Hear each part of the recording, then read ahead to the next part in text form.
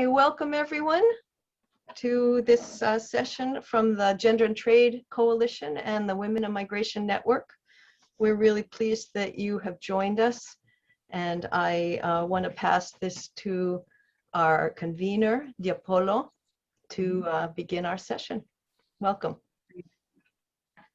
Thanks, Carol, and thanks to all of us who've managed to gather ourselves on this Friday the 9th, to have this conversation. We're delighted that you could all turn out. This is part of a series that is being run in conjunction with the Gender and Trade Coalition and the Women in Migration Network, both very important networks which many of us are part of. I consider myself a co-citizen, a joint citizen of both, with people like Carol, people like Mariama, and others.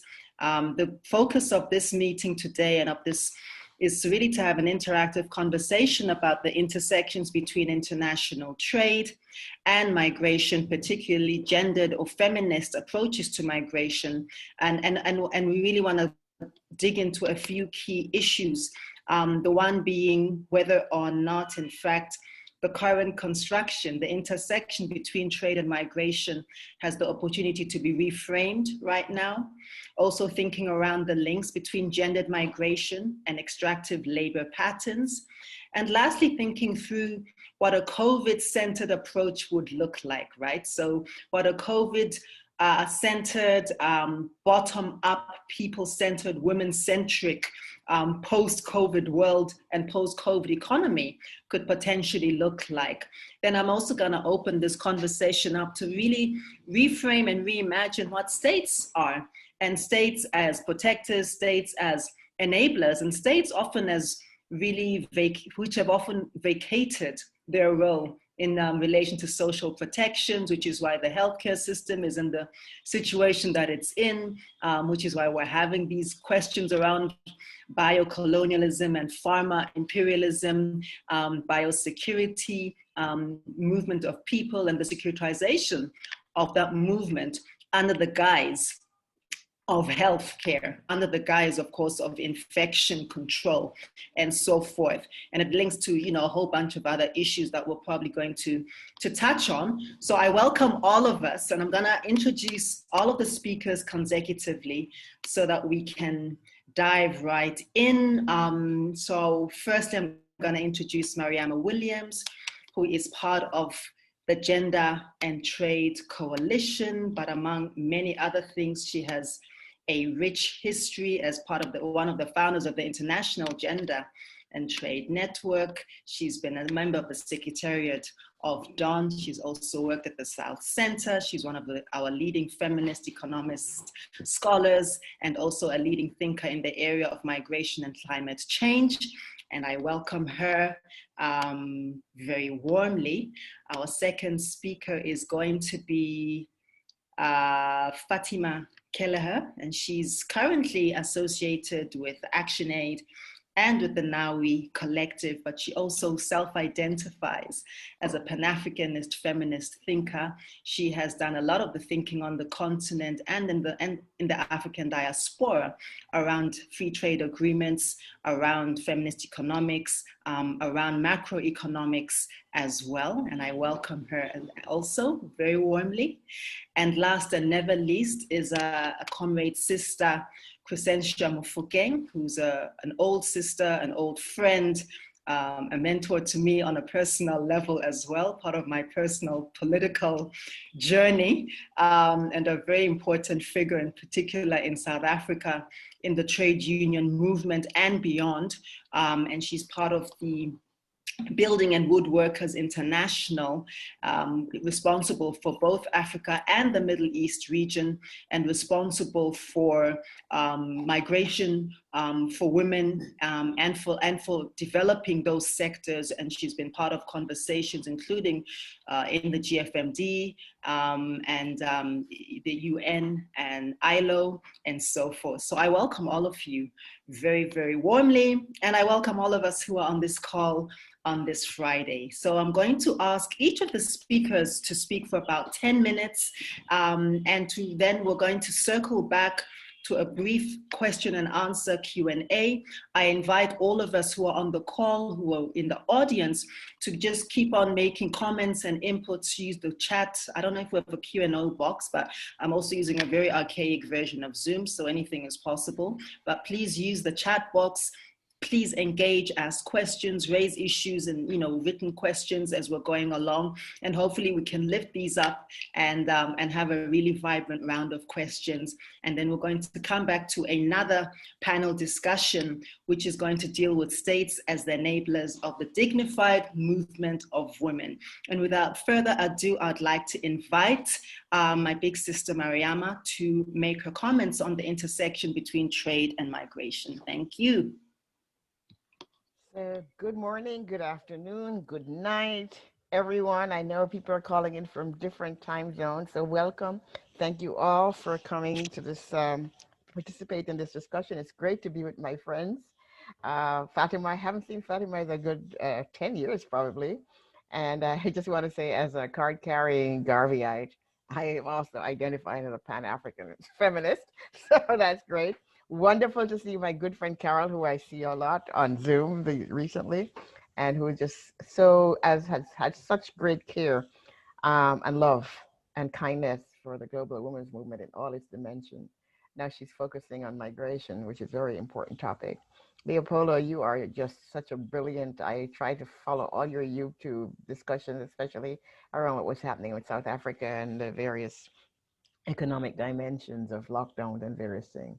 Brilliantly articulated, so thank you. Krishenta, my new friend, I haven't met you, but I know of the work of the trade unions, and particularly South African trade unions are really good on this whole question of just transition and what climate is doing to workers everywhere. Avenema, I'm not sure I've met you, but welcome. And all of the other speakers, welcome. So I'm going to talk a little bit about migration and trade, and I just want to start my discussion, my entry into this discussion, just by making 3 points, right? One is that trade and migration linkage go way, way back, okay, to colonialism and even pre-colonialism. So we had the greater dimension of trade, we must remember, started with going out to what they thought was East Asia and India and other places, Africa and other places. And we have the transnational cooperation, the forerunner, pre-forerunner even of the transnational cooperation, were the various Dutch and British East India companies that were trading various items and bringing back slaves to the New World. So so we could make the distinction about forced migration and other form of migration, climate migration, people migrating because of the catastrophe caused in the Middle East as a result of the intervention and the various intervention of the US and its allies since the 9/11 debacle, without actually discussing what the nature of those interventions were and why those dramas happened. So we see now what we're in now, we're in an area of the problematization of migration. Earlier forms of migration was not so highly politicized and problematized because they were going from Europe into what are now our countries. And so it was quite a wide open terrain. The companies were given charters by their various kings and queens to carry out their trade and ply their trade. Now we see this systematization and even a stigmatization of migration and migrants in Europe and in the US, and the kind of unwelcoming attitude. Now, I don't mean to imply that there was never any drama occurring between natives and migrants, because there's always been this drama about either land prices or workers and so forth. So that's ongoing. What I'm talking about is almost a systematic elitist presentation of migrants that you see occurring within discussions in the EU, in the US, and other kinds of places where the migrants are the other coming to take something. Whereas before, when the Europeans went out and took, there was not that kind of drama about it for very good reasons we know of. But we need to place this discussion within that context, that this flow has been going back and forth for many, many years. Okay, so the history of migration has been, and I don't have time to go to the different ways, but we've had many ways. The current global migration, really, we could say it's probably from about World War I to present, and even that you could distinguish in different range, and you could see how trade has impacted. So we had the slavery part, we have the 1930s, the rise of the US and the welcoming of migrants for labors in industrialization, including migrants from the Caribbean and from Africa in the need of cheap labor. So we have all of those things. After World War II, again, welcoming. Then the post-1970s, we see that when migrants started going from Asia to and Africa to Europe, there was a lot of discussion going around that. And at the same time, even as the discussion has been going on around what do we do about these migrants coming in, there has not been a systematic process of taking them on board. There's been a reluctance, both by sending countries and host countries, to formulate any kind of international binding agreements on looking at migrants. So we have these different dimensions going on with the migration discussions. So I'd like to then jump a little bit to the present. So we have now a growing population of migrants who are rapidly going from the global south to the global north, for a variety of reasons, and we need to investigate and thoroughly interrogate those reasons and establish the factual basis of those. So migration then, we see in terms of what is the benefit of it for developed and developing countries. We know that mostly, currently, the benefits of migration, a lot of the research I've been looking at argues that most of it is going to the host country, the receiving countries. The outcome of what goes to developing countries, are in terms of maybe some recruitment effects, remittances, of course, which have overtaken ODA, official development assistance, dramatically. And the numbers on remittances, I'll come back to that in a minute. So the migration, trade, and development nexus is very complex, but it's not difficult to intertwine, to unweave, to see what is going on. We also now have more literature. There's been a literature that says women are now comprising a lot of the migration. But there's literature going back. I was looking at some literature to show that women have always been a significant proportion of migration. It's just that they were underreported. They came with families and friends. Now they're coming on their own.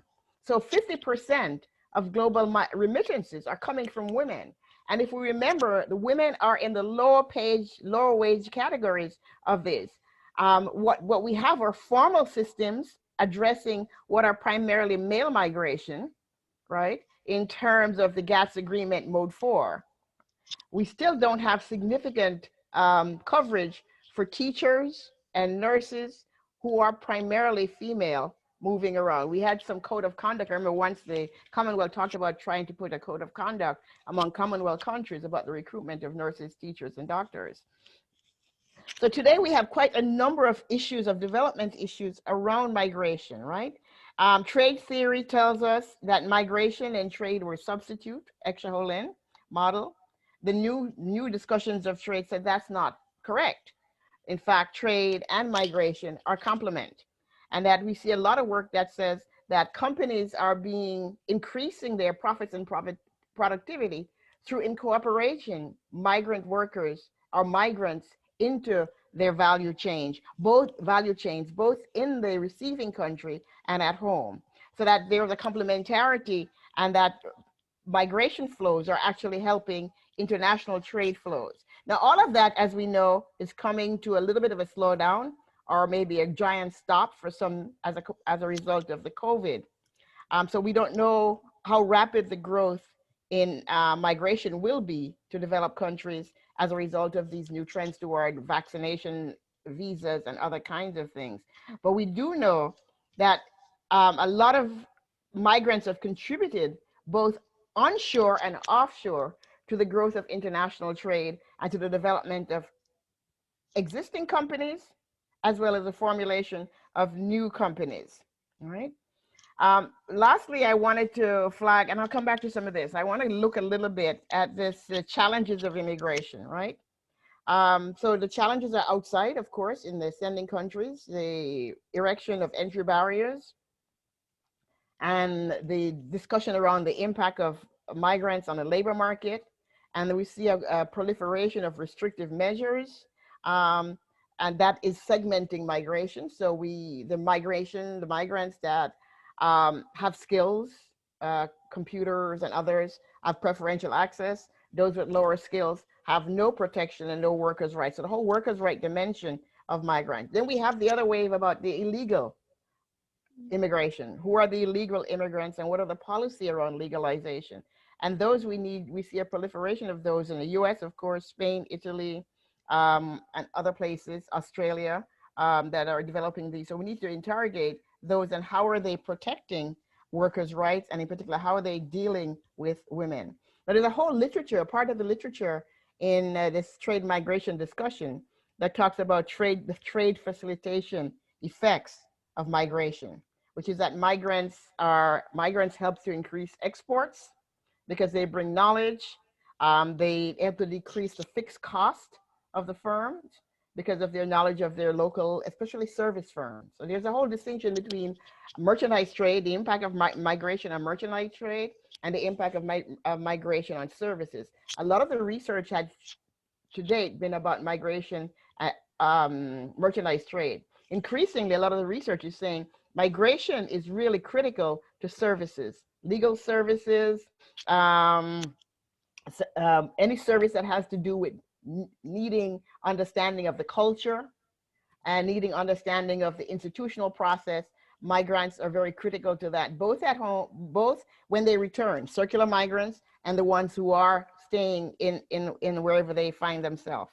They also impact imports. So the trade facilitation is both on the export and the import side because of the consumption, right? Because of their living in these new economies, they're still maintain their cultural preferences. So like I went to the supermarket in the US, and these are Publix. Publix is a huge chain. It has, and supermarket space in the US is very scarce and very highly coveted. It had almost 1/4 of a shelf that was Asian, and within that there was a Jamaican, specifically Jamaican, carrying all the Jamaican products, then African. So again, you see this, and some of these are local firms that are in joint venture with these big global chains. So you see that trade facilitation aspects of the migrants. So the benefits of immigration is, of course, to promote exports of final goods and services at home for imports. And they also are supposed to bring productivity gains to the labor market. Both are true because they bring skill, they bring knowledge, they bring know-how, which increases the productivity at home.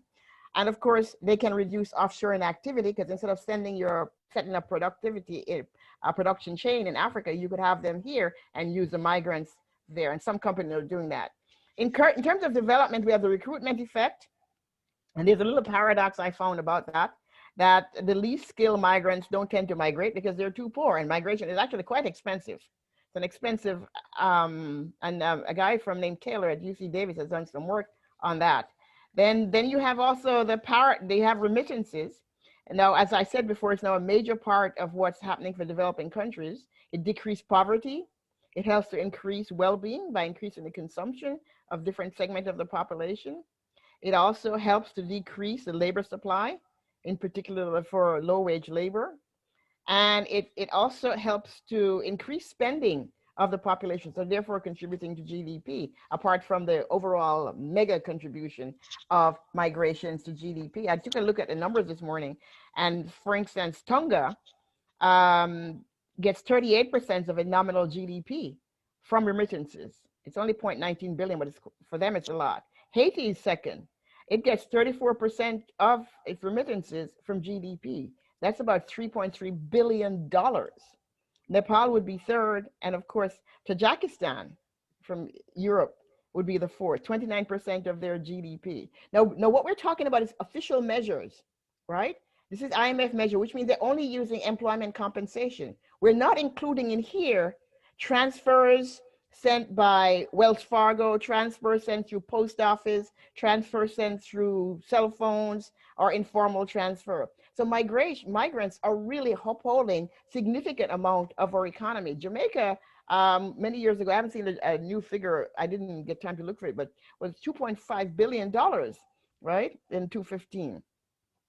Remember that women are sending 50% of this, and women are at the lower end of the wage in every figure. The last figure I saw that documented women was in the UN Women publication, but that was for 2016, so I just presented for the scale. Women are 50% of the $601 billion in global remittances that occurred in 2016.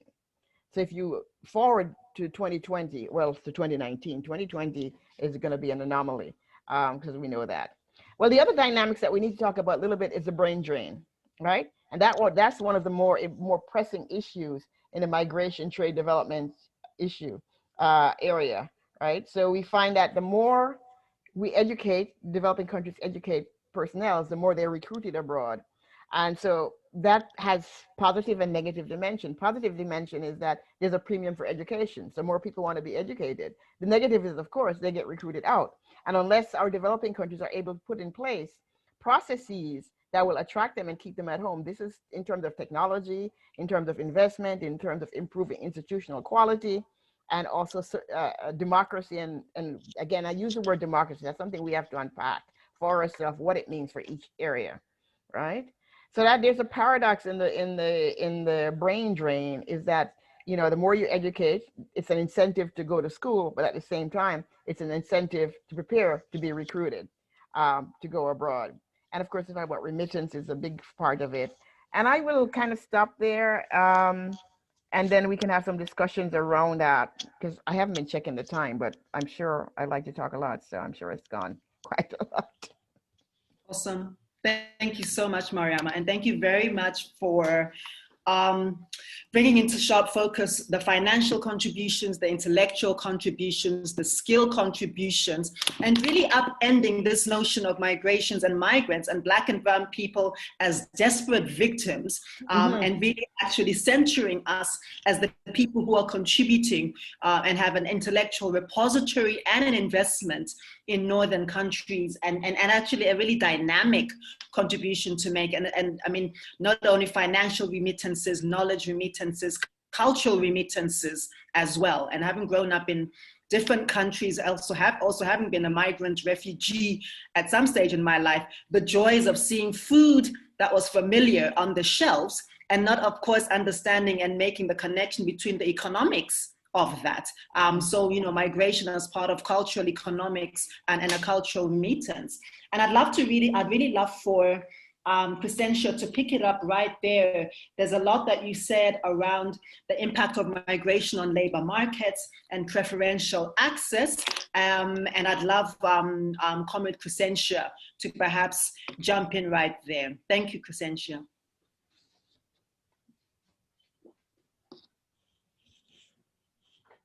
Good afternoon, comrades, and I hope it's good to call you comrades. Good morning to all of you. Good afternoon, wherever you are. Indeed, it's a great honor to join this conversation. My dear sister Diepolo, thank you for the invite. My fellow panelists, just very inspiring to listen to Mariama to talk about really the impact, but also the benefits of migration globally. Of course, I'm going to talk about the part which is passionate in my heart, the one that deals with gender and women on migration in Africa, but also in the world of work. We meet at the most difficult period in the history of our time. Africa continues to face humanitarian crisis as a combination of drought, civil conflict, economic decline threatening. This has been worsened by COVID-19. And it has not only shaped the strongest economy and healthcare systems, but ultimately threatened to shut down the world. And this also impacts in what we are discussing today on issues of gender and migration, but also trade. I looked at a little bit about on the statistics And I found that according to the UN data, in 2020, it was reported that around 135 million people are migrating around the world.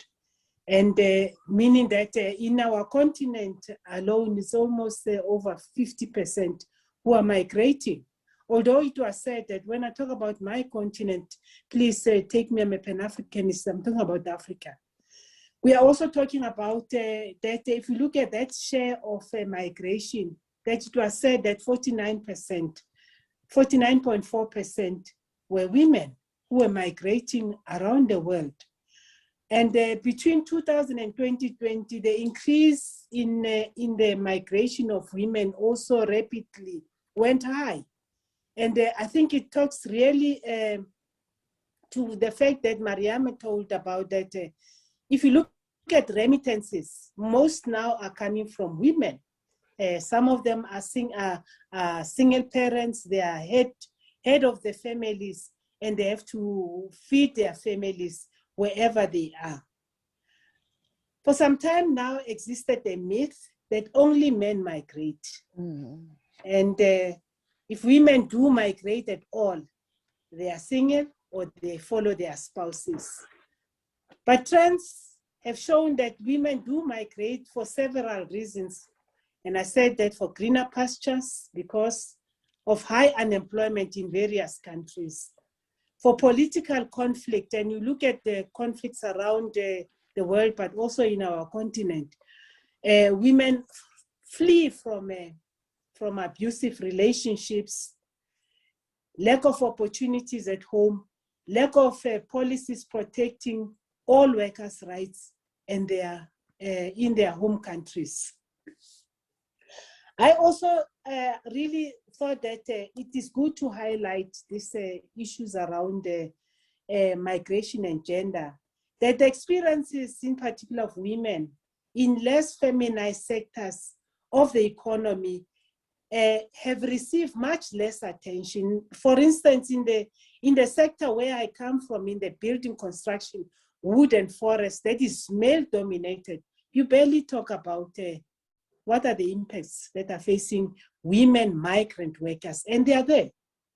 And that is the reason why we developed a policy as BWI to make sure that we really address the issues of migrant workers. Little is known about women involvement in the new and emerging sectors of the labor market. A migrant worker's choice of a job is constrained by gender division of labor that characterizes the world of work, because women are always discriminated. Women always find themselves at the bottom of the ladder. Their choices of how much they earn. Mariama talked about how educated women are. We get educated, but it does not pay the same with regards to income. In the world of work, we are at the bottom of the ladder. No one recognizes our ability to do the work. You can compare yourself with a male counterpart. You find that we are really paid at the bottom.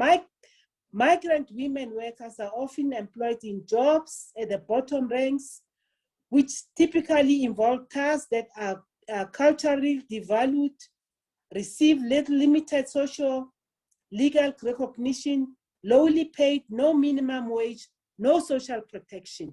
And this includes also pension and the provident fund, whatever you can call it. Recent research showed that greater female inclusion in the extractive labor patterns always benefit employers, not women. They don't benefit women. They benefit the employer who are employing them, because the employer make more profit. They really have they have a pool of workforce that is loyal, because they want to safeguard the job. And that is the reason why that we are saying that the women, the trade and movement have a role to play in defending the rights of these vulnerable workers. We don't overrule the experience of sexual exploitation. Women face being trafficked from country to country, documented this was documented by Friedman in the case of West Africa and Central Africa in 2012. I also looked at where do we find women? And I found that the women migrant workers, they go to their domestics, they move from rural to urban, they cross border, they are in a bilateral agreement. I have been in a plane where you find that 90% of the plane, it is young Ethiopian women. And I was asking myself, where are these women going to in the Arab region? They said, no, we have a job. We are going to be domestic workers. But these bilateral agreements don't protect nobody. They benefit the countries, maybe countries of origin or countries of destination. But the women themselves are abused. Some of them go back home, not with their feet, but with their bags. They're in the agricultural sector, forest sector and farm sector, and you can name them. They're in service, hair beauty, sex work. They're in cleaning services. They are in care, health, old age. They're also in trade, cross-border, dressmaking. You can name them. That's where we find them. And I also looked at what instruments that are there in the labor market that can protect these workers. These instruments are adopted to improve conditions of migrant workers. The ILO Convention 189 of 2011 and its recommendation 201, the Convention on the Elimination of All Forms of Discrimination, CEDAW of 1979, and its recommendation of number 26. And then also we have a comment adopted by the Committee of Experts on migrant and domestic workers on protection of rights on all migrant workers and their families, CMW, ratified by 24 countries only. In Africa, it is South Africa in 2013 and Guinea in 2017.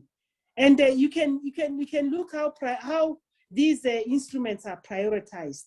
In Africa, if you look into our economic bloc, SADC adopted a policy on labor migration, and this was meant to protect migrant workers who are crossing around the borders. ECOWAS and East Africa Community also adopted policy on free movement of people, and also we have these bilaterals that are signed between countries. And if you look at this, I said, one of the regimes are the visa and the work permit visas, which are not benefiting because you are given a job, a formal job, when you have a work permit, when you have a visa into a country. But sometimes you find that majority of these have to do with how countries proportionate the skill that you have. And it is upon the country to prioritize if you can come or not come. And therefore, women, as Mariama said, they find themselves in this expensive journey to pay these recruitment agencies so that they can be able to find their places in the countries where they can find a job. We also had hope that on the Africa Continental Free Trade Area, the AFCTA envisioned not only to simply a free trade agreement, but as a vehicle for economic transformation, through its protocols expected to facilitate the movement of persons, of labor, competition, investment, and intellectual property. We hope that, we had a hope that this important instrument will be able to make sure for once Africa had something of their own that can be used if consultations are done in an appropriate and through all stakeholders in the continent. But it was postponed and all negotiations were halted until December 2021. If we look at the impact of COVID-19 and migration, and we say that the lockdown, social distancing, measured deployment to curb the spread of COVID-19 have seen numerous employment grind to halt, with many countries permitted essential services to continue, but also stopping the entire economic trend. And migrant workers find themselves in this piece because many of the people who really had negative impact were migrant workers, particularly women migrant workers. You had also children. They had to look after children. They had to look after families who were getting sick. And migrant women workers could not move to go back home to their countries. The social protection of the countries where they were not protecting them. And therefore, as a result, they really were in a dire situation. And as a result, we needed to develop some form of an interaction between employers and the trade union movement to make sure that these migrant workers can get food, they can get really this protection that will help them against the COVID-19. And then also because of these shutdowns, violence against women really increased, and the role of women in different countries really were impacted negatively by the pandemic. And then we have seen also worldwide that the pandemic not only opened this violence against women, that many women were trafficked, domestic abuse also increased, and child marriages also increased as a result of COVID-19. And I end to leave room for questions and say that no doubt that the trade union movement along its value chain have a role to play and to continue to defend, to protect the rights of migrant workers, and particularly the vulnerable women, migrant and young workers. They must continue to define, because we have these, I talked about these instruments that are ratified, adopted, but these instruments need to be domesticated in various countries, and they are not. They need to be implemented. So the trade union movement must make sure that they're domesticated, they're implemented, and they are monitored to ensure that whoever benefits is none but women themselves and the migrant workers in general and their families. They must continue to educate migrant women workers on their rights and make sure that no employers have a tendency, comrades, whether it is employers at national level or employers at multinational level, they always try to steal the benefits of workers, and to make sure that workers do get their benefits when they go back home. In BWI, we were working in Qatar, making sure that migrant workers who were building stadiums are protected, their rights are protected, including fighting that the kafala system is abolished. And this is very important that BWI was able to engage with the authorities in Qatar to make sure that really it is not that violations can really can continue like this, but the rights of migrant workers who are working in Qatar are protected. And therefore, now we are working on the legacy piece, where we are saying that migrant workers should be allowed to continue to work in the various fields after building the stadiums. And we are also saying that government must mainstream gender legislation and policies and create opportunities not only for few people, but for all. Comrades, I thank you for listening to me, and I wait for the questions. Thank you so much, Crescentia, for quite a panoramic exposition, I suppose, of the labor markets, of I think really a challenge to the gaps in policy, the gaps in gendered policy and the gaps in economic and migration policy, the kind of lack of interest I think that states have in actually ensuring that these are ratified, domesticated, and thus prioritized. I think there's also an interesting piece between the role of the sending nations and the receiving nations and this black hole of abuses, of exploitation, of extractivism, of Black and brown women's bodies that takes place all through that value chain, the labor value chain, the intellectual value chain, the skills value chain, the remittance value chain, the lack of social protection. And I think also the notion of how the different kinds of violence, and I think the violence against physical violence is one component of that, but one would also see all those layers, those violations between the sending and the receiving countries as different layers of structural and systemic violence, often enabled by states. And I'm hoping that we can perhaps mine what you have said and mine on those threads as we go into the second piece of our discussion. And mindful of time, I would love to draw on my comrade sister Fatima to make her remarks as well. And I think she's going to take us through an exposition on the COVID-centered approaches to international trade and labor architecture. So it's over to you, Fatima. Thank you very much. And thank you so much to sisters Crescentia and Mariama. And to be honest with you, some of what I'm going to speak about has already been covered, but what I'm hoping I'll be able to do here is give more of that, COVID background and the impacts and essentially where we have been in the last year and where that puts us very critically now. So I think it's not news that obviously women have been more negatively impacted by the pandemic.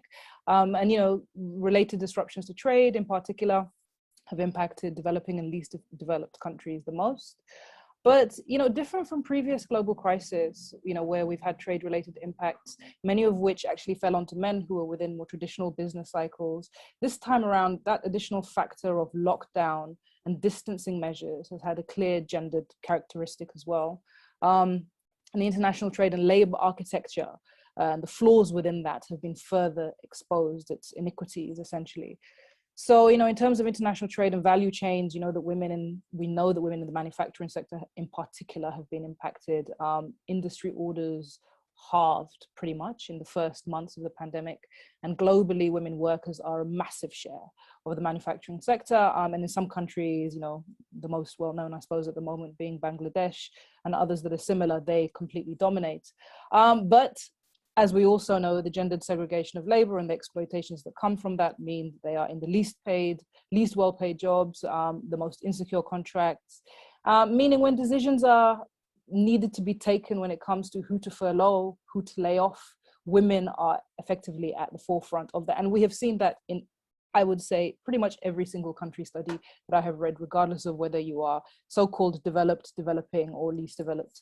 And many women, in sectors specifically that have been impacted by travel restrictions, such as tourism and hospitality. We have seen how that has had a critical gendered characteristic to it as well. Now, domestically, we know that women disproportionately present in what is called the informal sector of the economy. And the options around remote work have not only been less available, but, the continuing gendered digital divide, as well as pervasive, educational inequalities mean that women have been less able to transition into what we now know as the so-called new normal of online virtual working structures, effectively what we are doing today. So what we have found is that women either have lost their income through the impacts of, heavily gender segregated, unjust value chains, or continue to risk their lives by having to be on the forefront of exposure to the pandemic. It's already been well documented, for example, how entire national domestic needs during lockdown were facilitated by women traders in markets that were allowed to remain open during lockdown so that everyone could get their essentials. But it has also been clearly demonstrated that these women did not, for the most part, benefit from the type of additional provisions that were made for designated key and frontline workers, despite the very clear fact that their roles fit within those groupings. And so then when we look at this, from the migrant perspective, women migrant workers have been even more harmfully impacted as a result of that. And both Mariama and Crescentia have gone into this. So, what we see is migrant women facing multiple intersection oppressions, most notably the restrictions on migration, policies, as well as the insecure forms of labor that women generally experience, but also, added to that, racism and xenophobia, which has heightened, not just as a result of the pandemic, but very specifically, I would argue, in the last 5 to 10 years, as the far right has also risen in different forms across the world, not just in the global north, but also in other parts of the world. I mean, most notably, we could cite Brazil and India. Now we know, as has already been stated, that migrant women workers are predominantly in those low-paid and vulnerable roles. But when we look at it through the lens of the pandemic, the healthcare systems in particular that have essentially sustained many northern countries, we will find many migrant women there, but also not just in the so-called developed countries. And like informal women traders, they are effectively, more likely to be on the front line in spaces where they can also contract the virus. And this is then compounded by the fact that they are less likely to have access to healthcare and wider financial safety nets. And the travel restrictions mean that they are unable to pursue alternatives elsewhere, or indeed return home. And as those job losses across the sectors have racked up, women migrant workers are usually the first to be let go. And the multiple impacts of this have already been discussed. So remittances have notably dropped as a result of the pandemic. There is data and statistics out there that shows it as a regional level, and so the dual vulnerabilities that migrant women face by being both women and migrants mean that their families have disproportionately borne the impacts of those drops. Now, we have heard how, multiple times how this pandemic has exposed the systemic inequalities at play within the prevailing neoliberal economic system that relies on minimal state protections, and is constantly convincing particularly developing countries that this is actually the economic model they need to follow, despite the contrary actually occurring, in the influencing countries in the global north. But also, essentially the vertical vulnerabilities of international globalized trade, which has become heavily geared towards export markets. And what we are now seeing proven once again is, the international trade and labor architecture is still so heavily dependent on women's cheap labor as a source of comparative advantage, all that we have already said. And very specifically, what comes with that is a deregulation of the private sector that often works in tandem with international trade. So what you find is that women's labor and migrant women's labor is even more exploited and often cynically used at national level towards this end. And Crescentia spoke to that to a certain extent. So what you have is migrants actively sought out by national governments in order to keep wages low under the pressure of, large private sector lobbying. And migrant and domestic labor is effectively pitted against each other, so successfully dividing and successfully conquering the proletariat to that end, the working classes. So during times of crisis, such as this pandemic, we see how women, including migrant women, have played a dual role as both cannon fodder within labor markets in the fight against the pandemic. So, being front line, being at the coalface, but also are very easily disposable assets to be shed as and when needed, as the ships of enterprise effectively struggle to stay afloat, but to stay afloat while, trying to maintain their profit margins as best as possible. What's often not made clear in the rhetoric around getting women into informal employment through increased liberalized trade, into more formal employment through increased liberalized trade, is that women's cheap and unprotected labor is a source of competitive advantage for industries, is actually a competitive disadvantage for women in the world of work. It effectively moves you from informalized precarity to formalized precarity, unless all of those protections, which require, serious state engagement and state regulation, are allowed to come into play. And this is often what is not allowed to happen as trade agreements and trade liberalization go forward. So, in terms of women-centered approaches to trade and, the labor architecture, what we require is not just a nodding acceptance to these realities, which have been stated for so many years, and which the COVID pandemic has further exposed and shone a light on, and we've been talking about this for, the whole of the past year, but we need an active shift towards a feminist approach to the world of work, and at the most preliminary level, this is about movement building. It's about feminist approaches to trade unionism at domestic, regional, and international levels. It's about feminist and allied engagement in trade liberalization processes. Now, that's acknowledging the fact that stakeholder engagement with trade liberalization is immensely problematic, and we are effectively continuously locked out and blocked out of those processes, and a lot of the jargon that surrounds trade in particular means that it is not very accessible, and all of that needs to be fundamentally addressed. But trade deals themselves need to move beyond, and this is something that I feel particularly angry about on many days, what has become sort of a current co-option of the gender and trade language and the rhetoric that then flows from that. So the language of opportunities for women to join the economy and the narrative of industrial inclusion is effectively meaningless if these exploitative and unequal realities continue to be ignored. But they are being ignored for the most part, and arguably in the most insidious way we have seen yet.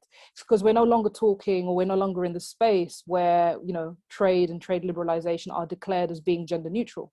Instead, we are in a more dangerous ground of having the long years of work done pinkwashed, and I'm borrowing Jayati Ghosh's words here, through a variety of tick box approaches to gender and trade that are really becoming incredibly problematic, to put it mildly. Recently, for example, the inclusion of gender and women's economic empowerment chapters in trade agreements are often hailed as a step forward in addressing women's equality through trade. However, these chapters in themselves are often far from penetrative, ignore specific language about mitigating against the negative effects of trade liberalization that is barely touched, and instead focus on bringing women into value chains that have already been exposed for many years as being exploitative, without any sort of discussion around the recommendations. Here in the UK, the Japan UK Economic Partnership Agreement has recently been held for having one of those chapters. I have had a look at it, and to be honest with you, it does not do much from my perspective. From my reading of it, the commitments there are very, very shallow indeed. But the problem is, it seems like such an uphill struggle. This is seen as a win, but the question we have to ask ourselves is, if this win then deflects from the real struggle, where will we be left with? Then recently also I think it's the Canada-Chile agreement has had, sort of similar claps around it. I have not read that one yet, so I will not comment on it, but we need to interrogate this. All of this needs to be effectively nipped in the bud. And the truth of the matter is, if we want a feminist approach to labor and trade, we're going to require a significant ideological shift from the current orthodoxies around trade and development that dominate what our policymakers are being asked to work with. So you have some who are actually committed to that ideology, to the neoliberal ideology of open markets and the vagaries of market fluctuations that flow from that. And then there are many others, to be more optimistic about it, who are simply having to work within those parameters because it is so dominant. And we need to be able to organize around effectively tackling that. And I think I will stop there. I'm sure I've blown my time as well. So You're awesome. Thank you so much, Fatima. And I think also thank you for really centering this in the structural dilemmas. I mean, the pinkwashing, this kind of leaned in approach to international trade, and you have even officialized feminism like Canada, right? So Prime Minister Trudeau and his feminist approach to free trade agreements, and which upon closer inspection don't look a heck of a lot different to anything else that we've seen before. And that's kind of like the pink washing in chief. And I think you mentioned as well, very importantly, cannon fodder. And that links in very importantly to what Crescentia also mentioned, that between states, the women are in the no man's land or no woman's land. And this notion of being formalized or informalized, and anybody who knows me, that language and that linguistic precision is a bee in my bonnet, so that we're all precarious now. So there's no real notion of being safely employed, the definitional challenges of what employment means in the time of COVID, the definitional challenges of what it means to be a migrant, because in many respects, the notion that we're all in a time and a place of flux, moving in different places. And I suppose also these kind of vertical and horizontal vulnerabilities. So states not being safe spaces, but also the columns of policy, which should be the architecture of protection, and in the best way, not protectionism in the jingoistic, racist, sexist, patriarchal way that states have deployed these. So thank you so much, sisters. As always, thank you to the three of you for bringing it, as I knew you would, in fact. So I think I'd love to just go through some of the questions here and see, I'm just gonna go. Yeah, Paulo, I've got a lineup if that would help. It would help greatly, thank you. Sure. Leah Sullivan had a question, and then Foluke Adenok and Amina Mama, who have written comments, and we would invite them. Yeah, so I'll pass it back to you. Thank you. Thanks, Carol. Foluke, do you want to speak your truth, sister? If you're still on the call. Thank you. Thank you so much.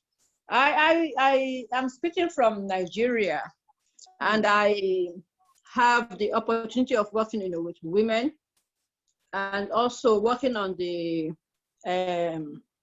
International Organization for Migration case management for integration. And I have observed that the rising case of violence, particularly in Europe, it's very harmful to women, not just in terms of trade, but in terms of their social development. You have women returning with children that are unable to care for due to incidents of prostitution, women getting pregnant, or some having children, and the father of the children got caught up in violence and got killed. So these are issues, social issues that are generating from irregular migration. And I thought it's something that we should look at. And looking at the Africa Free Trade Agreement, in Nigeria, we know how the ease of doing business, it's very difficult, in Nigeria, and the effect on women, entrepreneurs. And I just thought, for women, particularly those who traded before the colonial periods, and those in the rural areas, they rely so much, on trade by barter. They focus on what they don't need and what they can get from other people, without, looking at other, a dimension of factors that the modern economists look at. So I'm just wondering if there's a way that as women we could leverage some of those tools that we have used. Maybe we can fine tune them to see how we combat restrictions from government when it comes to trade, particularly within the continent, because it's very difficult. Being entrepreneurship activities is very difficult for women within the continent, even much more than trading with partners outside of the continent. Thank you. Thanks for looking. Thank you so much. Yeah, that's a very rich palette for us to think about. I'd like to ask Leah. I think there are a couple of questions from you, questions/comments. So maybe you can just compress them in about 2 minutes. Leah. Thank you. Sorry, I have so many. It was a really interesting discussion. So the first one I had was in relation to the AFCFTA, because I've heard some sort of critiques of the trade agreement, given that, I'd heard that with some countries they hadn't signed up to the freedom of movement portion of the agreement.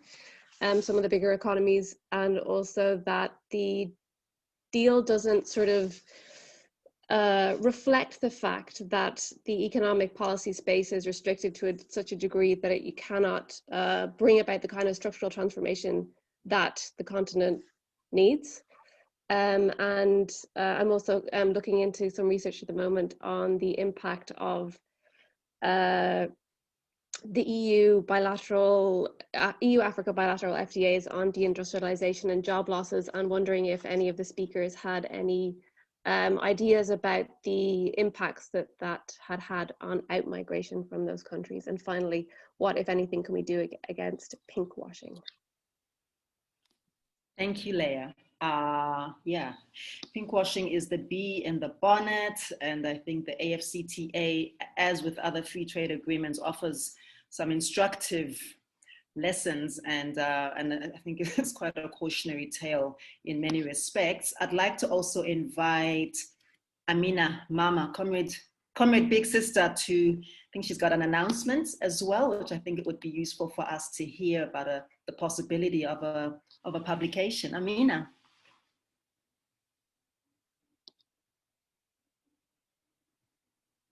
She's still there? Maybe not. Is Jiva on the call? Maybe not. Okay, I'm gonna be the super sub. I think the announcement here is that Amina said it's long overdue for Feminist Africa to produce an issue on migration and trade, especially with all the men's politicking and rhetoric on the AfCFTA, my favorite abbreviation, ongoing. We're open for concept notes, folks with expertise, to perhaps co-edit with one of our new team of editors. If this interests you, please contact editor@feministafrica.net. Also our project officer, Jiva. Hi. Amina, there you are. He's also attending this event. I was just talking to Sylvia, one of our co-editors in Kampala. Okay, so now that you're here, you say it properly, because I might have misrepresented you. Hi. Hi, so I stepped out to take Sylvia's call on the issue, because we're trying to figure out, how to promote it. I didn't hear what you said. I was just highlighting what you had mentioned in the chat room, so I thought maybe it's a good opportunity for you to make the announcement again. Wow, live announcement. Well, here we are, all on lockdown under COVID. Yes, no, as people who used to follow Feminist Africa know, it was at Cape Town for the first 10 years, from 2002 onwards. And then in 2017, we did one more issue on mobilization, and then closed down to relocate. So we've now started up again. It took a bit longer than we planned, because we thought we'd get going in another year or two. And well, life in Africa's institutions is challenging, and we wanted to make sure we did a good job. So we've actually even taken a step of hiring one person so far, and that's Jifa, who's on this platform. Jifa Tovike recently finished her PhD in a very interesting and relevant area. Hi, Jifa. So but that's it. Thank you for opening up this space to me to say that we're really excited, and we want it to become more open and more inclusive, and probably do some open issues. We've been having to manage the editorial load by doing just thematic issues. So we want to open it up more and invite everyone to go onto the webpage, which Jifa's just reposting. And subscribe, then you'll get our notices. And we look forward to growing the community back, because after 3 years of COVID, and we feel we might have lost a lot of the audience that were regular visitors and readers. So that's why I'm pushing it and saying, look, we're back. That's all really. Thank you. With my colleagues, it's still a very strong community, and I always say we were the first of Africa to go open access and online. So we paved the way. Now there are many, many online open access journals. Just to say that we're back, and we're still free, open access online. We're back, and We're glad to see you back. Thank you so much. And especially at this time, we need the repository, we need the spaces for collective thinking, collective imagination, and also action-orientated writing and co-creation. So thank you so much. Yeah, I'd like to invite our panelists to respond to some of these questions, and I don't expect each panelist to respond to all of them, just whatever resonates, but also that each of the panelists are aware of kind of trigger questions that I also added in the briefing. So perhaps you could just compress your final remarks and your final, your inputs, your responses to this with also with the notion of where states are, because I think that's very central. Is this are we having a kind of a moment where we can actually rethink and reimagine states? Am I thinking over ambitiously, which wouldn't be the first time I've been told this, that this could potentially decolonize our policy spaces, it could potentially decolonize our own interrelational ways of relating to states, and actually take the state away from the state in new ways. What those look like, I'm not sure, and I'm grateful for these sorts of arenas and platforms for that co-creativity. So I'll turn it first to Mariama again to perhaps respond to some of the pieces around that. Hi, Mariama. Hi. So great. Thank you. I really enjoyed the presentation of Fatima and Crescenti. And the questions are really thought-provoking and really important jumping off point and continuation points. I think the first point I'd like to flag a little bit is about these FTAs and so forth, and link that with the juxtaposition of the emergence of quote-unquote feminist foreign policies that are occurring among developed countries, Sweden, even some Mexico and others, and Canada, of course, and that these feminist foreign policies, to be really feminist, have to open up these boxes of trade, migration, and all of those, and care within the context of that discussion. Otherwise, they're just names. So we need to really push on that envelope to the extent that some of the partners are talking about that. I think one of the weakest part of our FTAs, and I mean among developing countries, including CARICOM, the region where I'm from, is on this issue of movement of labor. That's where a lot of it falls apart. Even if they do manage to get nice language, the implementation at the level of customs and immigration is very, not just problematic, it's bad. We have people, customs officials deciding to stop persons from St. Lucia or Jamaica coming in, despite the fact that there's a free movement of labor.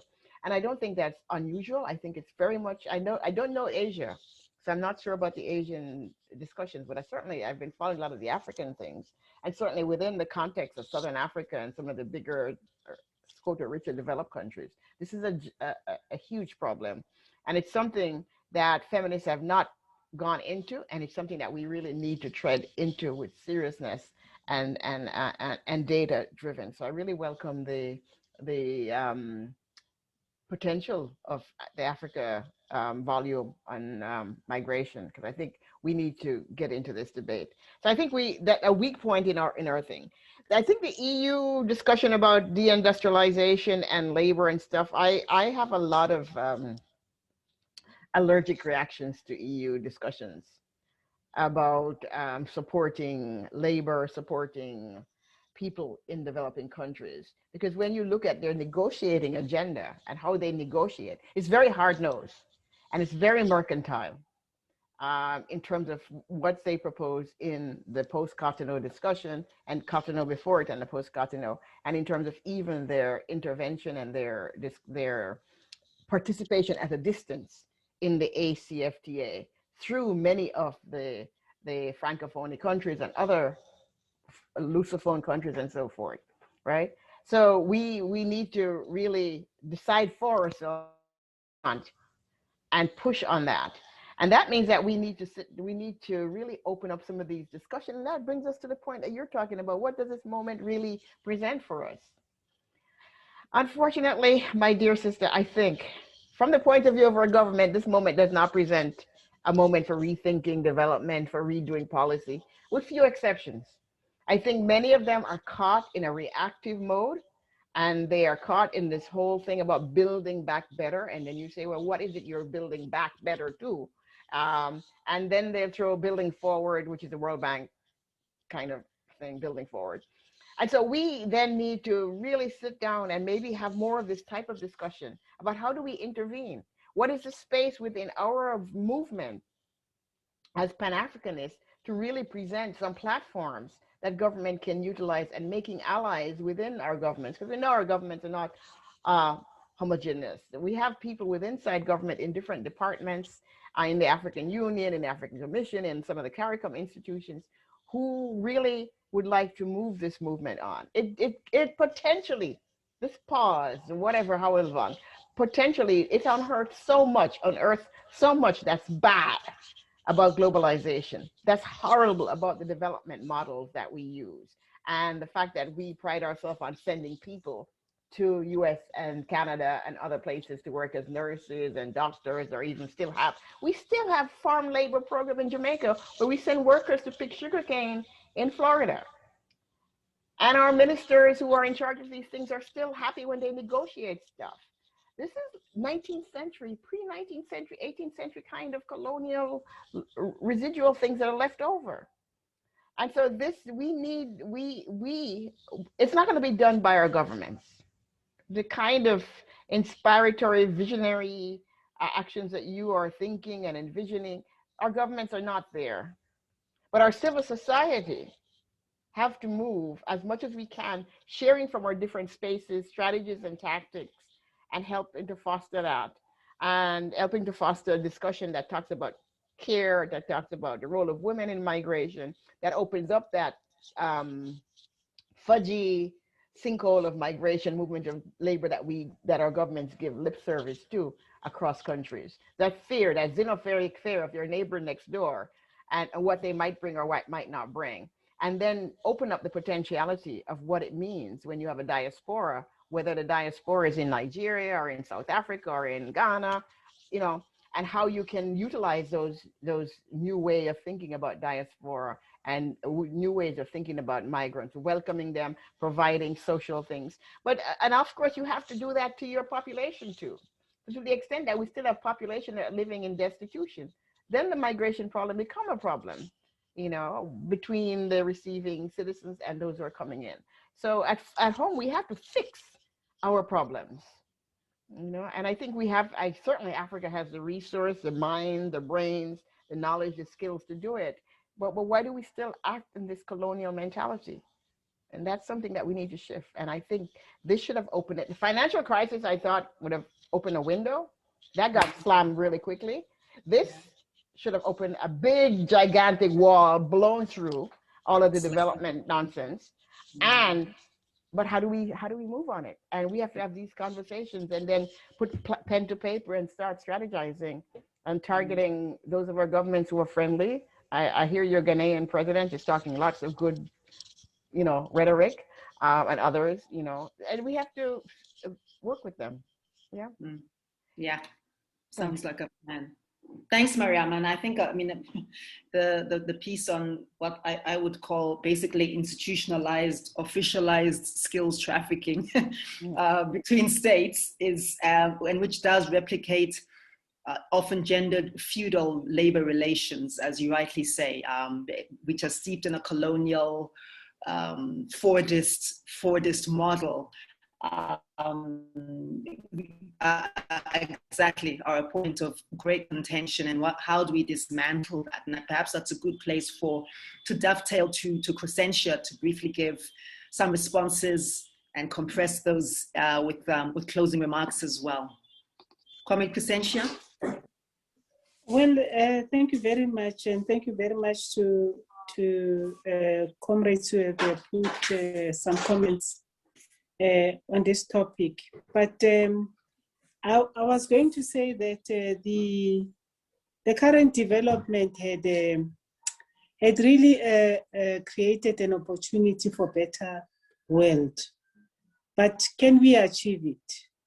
I don't think we can with corrupt government who are stealing resources of workers, of people of their nationals. I don't think it is possible now.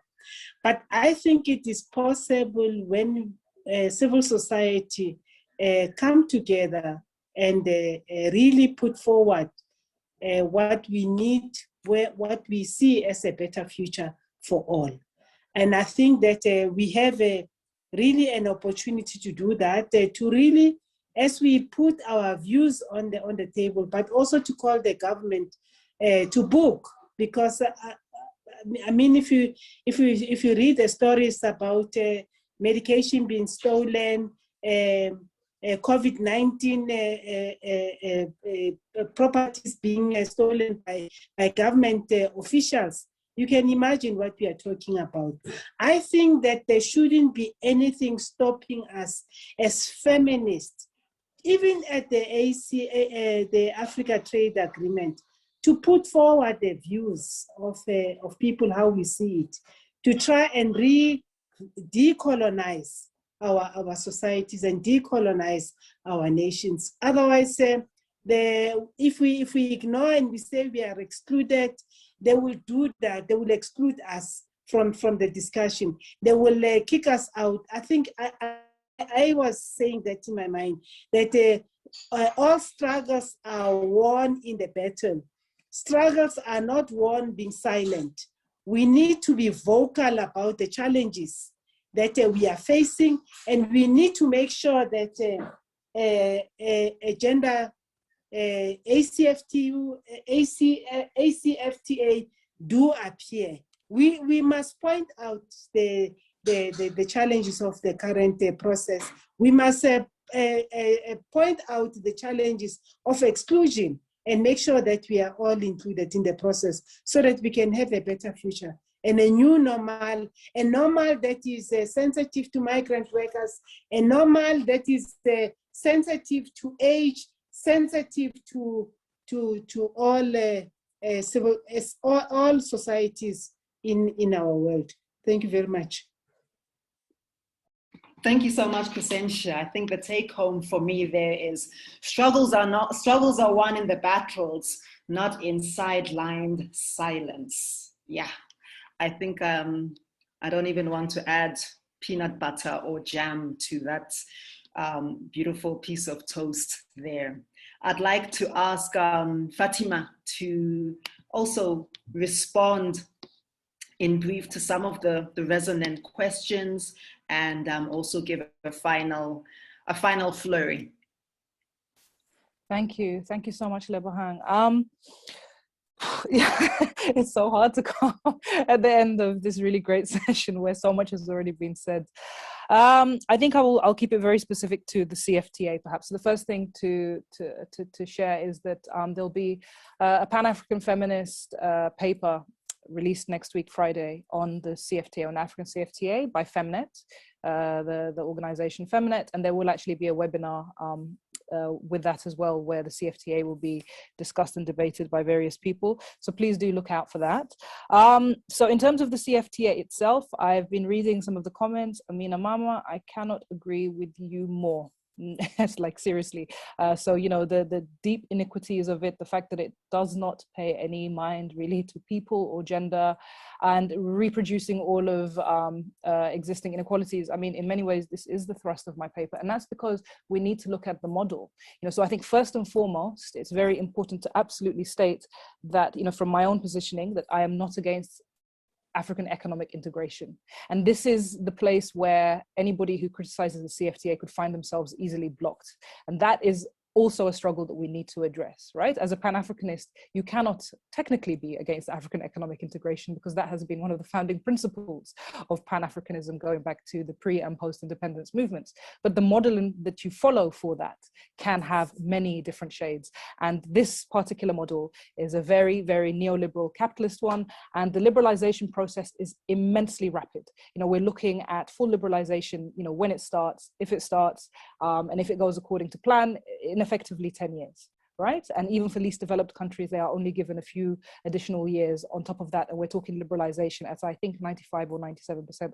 I can't remember exactly. And I think it's very telling that the movement of people protocol has not been signed by as many as those who have signed the agreement itself. So the agreement itself has been signed by everybody except for Eritrea.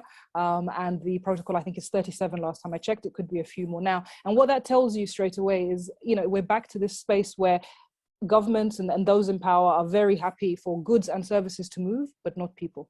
And actually, people are put into the service of the movement of goods and services, but they themselves, you know, cannot be moved. And the protocol itself, to be honest with you, also needs to go further. You know, the last time I looked at it was about 5 months ago, so I don't want to say anything completely inaccurate, but from what I understand, you know, there is free movement for the first 3 months, and then after that, national level criteria kicks in, pretty much what Sister Crescentia was saying. And so all of the discriminations and, you know, agendas that come into play with that effectively then kick in. So, you know, that protocol itself needs to be interrogated, and hopefully we'll be able to see someone do that from a feminist perspective.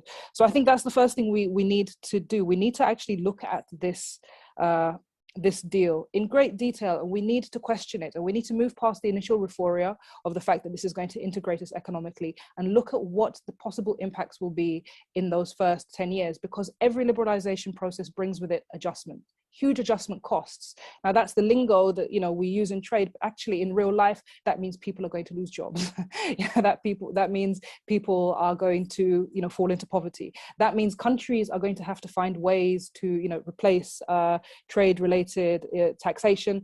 You know, that means that effectively, you know, countries are going to have to find huge resources in order to prepare themselves to compete.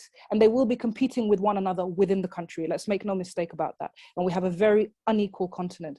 We have 3 countries that contribute more than 50% of GDP to the entire continent. And we have the most least developed countries, you know, in the world within any continent. We have the majority, effectively. So all of these things need to be taken into consideration. What is being done to mitigate against all of that prevailing inequality? We have to ask those questions. And throughout all of that, you know, women are going to bear an additional brunt. We know this from all the past analysis that has already been done. And I think, you know, to answer your point, this brings me on to, you know, the additional questions you wanted us to look at. Actually, this is an opportunity to rethink things, right? Because if we are going to really go back to the ideological premise of Pan-Africanism through the CFTA, we are going to be questioning the idea of borders and nation states. We are going to be talking about, you know, collective, you know, a policy of solidarity, actually. So, you know, it does need, you know, a political unity around this, not just an economic one. And so we have to ask questions about where is the money coming from, especially post-COVID. Why is the EU so happy for us to do this agreement? That already has my alarm bells ringing, you know, so we need to be really, you know, like very interrogative with this. And we have to take it actually back to the ideology and back to the politics, and let's all start reading Nkrumah and Cabral and you know, and all of our you know, founding parents in the Pan-Africanist space, if we actually want to find solutions, because that is still relevant and still applicable now, but we have forgotten it, and I think it's time to go back there. And I completely agree with Mariama. We have a lot of people who we can ally with, both inside and outside of government, and that's the strategic and tactical approach that we need to take. And I will stop there.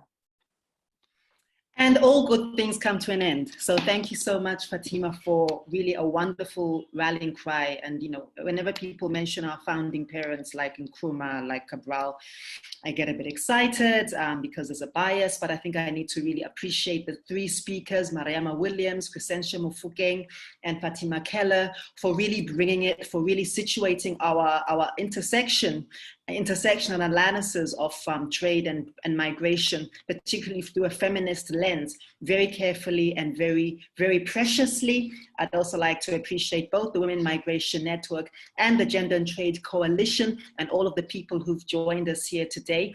And on that note, I'd like to close with a brief poem, if I may, because it just seems like a poetic Friday, doesn't it? So, in brief, just as a call to arms, whilst we're imagining these decolonized and decolonized spaces, The guns may stay silent, but you will not. And because of that, because of you, we can still hold the hand of a child, talk to them quietly about the goodness of hearts and people's ability to learn from the past, to become kinder, to become radical, to become braver, and to be the reminder to rules that human rights, women's rights, and our rights are for us all. I am the one who will save. And with that, I think we can close this wonderful session. I'm not sure if my co-conspirators, Carol or Kathy, have anything to add, but I thank all of us this afternoon. Yes, we can't end without, I put it in the chat, but we can't end without the deepest thanks to Diapolo, who was the inspiration behind this conversation, identified our amazing panelists and framed this and pulled it all together. So we want to express our great thanks to Diapolo. And also just to thank the collaboration. The Women in Migration Network is a member of the Gender and Trade Coalition, and we're looking forward to more ways to bring these two spheres together, as you've identified how closely they're related. And please do look for the recording in a few days on YouTube under Women in Migration. We'll also send out the link to you all as registrants of the event. So thank you all for your participation, and deep thanks to the panelists and to Diapolo.